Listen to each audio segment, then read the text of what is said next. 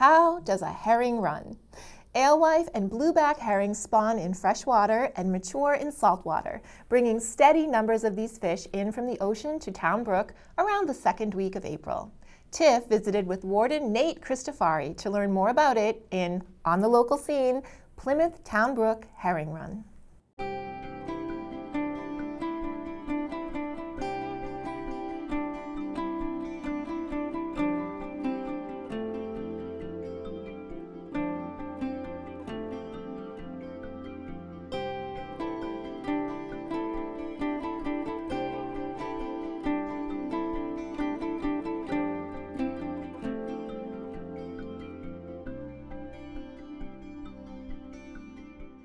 So how did this process of counting herrings start?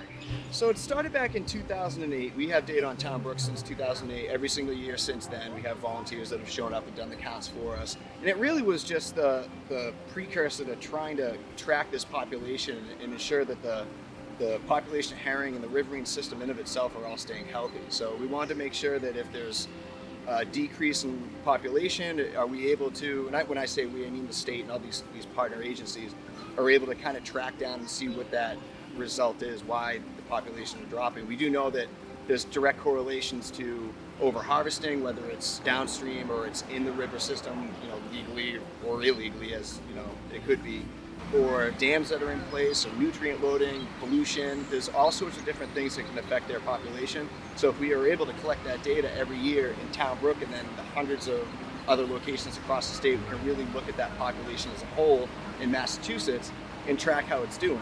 So how many people usually volunteer every year?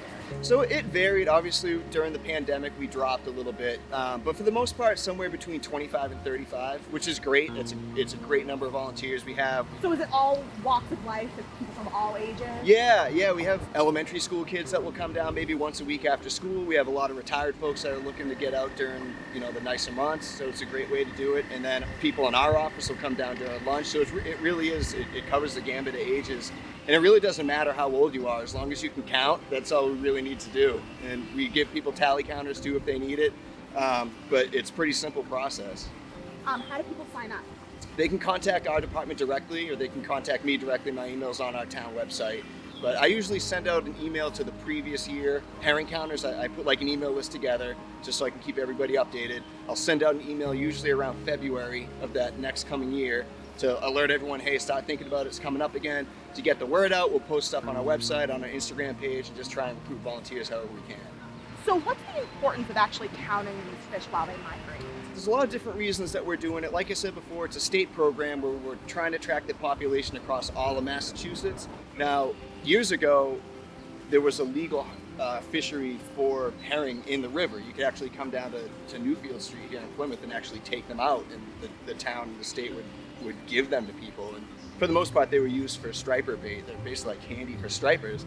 But because the populations had declined so drastically in 2006, there was a moratorium put on them, so it made harvest illegal.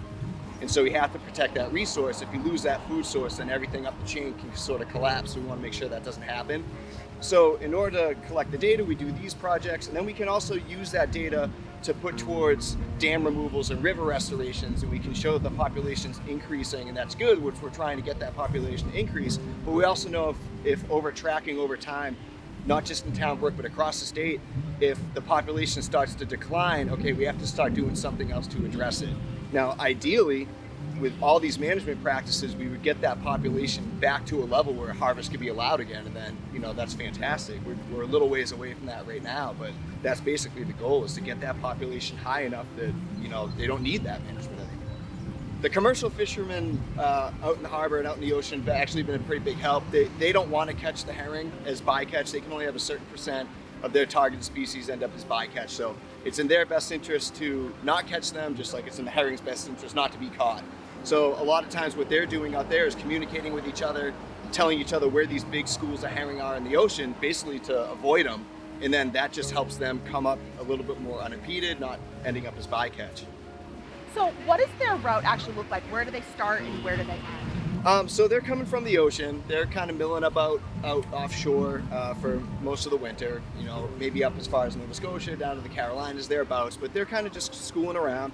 And then they'll start running up maybe mid-April when it starts to warm up. They're looking for water temperature, which is one of their biggest like trips as to when they have to start coming. Sometimes they come earlier, sometimes they come later. But for the most part, mid-April, we start to see them in pretty good numbers. And they'll come uptown Brook. They'll run through, up and over this dam via the fish ladder, out through Jenny Pond. Then they're just going up to Billington Sea, and that's their ultimate destination. It's a relatively short run comparatively, just under about 2 miles. Do you see other wildlife coming through here besides the herring? So the herring are really the only fish that are targeted for this. We have seen other fish in here basically because we have that camera and we can see them. But for the most part, that ladder is really made for the herring. It's a diadromous fish ladder, so it can help different species, up and downstream. For the most part, it really is targeted for herring.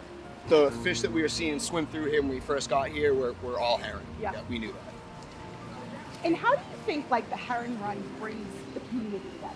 I think Town Brook is a really interesting run, and I think the biggest part is it's just so centrally located in Plymouth. It's right in the heart of downtown, beautiful park downstream, which brings a lot of tourists. The run itself is always kind of like that kickoff to spring and the warmer weather coming. People are getting outside. And because this is the herring run from the Pilgrim days, these are the herring that Squanto showed them how to fertilize their crops with, right? So there's a lot of history behind it, and I think that in of itself brings people here. But I mean, ever since we were growing up as kids, we always knew about the herring run. It was just sort of like a part of being in Plymouth. Every spring the herring run, you go down and see the herring. And because you can go downstream and see the herring all queued up below the dam, or you can stand here and you can see the herring go through this camera box.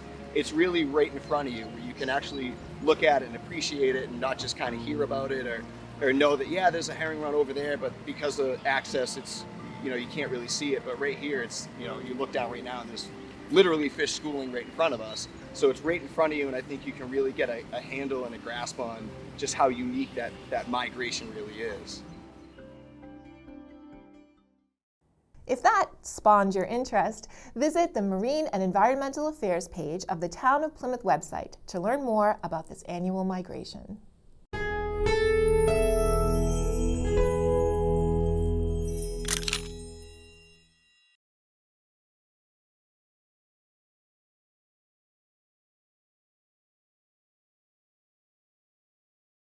Thank you for watching. If you enjoyed this video, please hit the like and subscribe button before you go.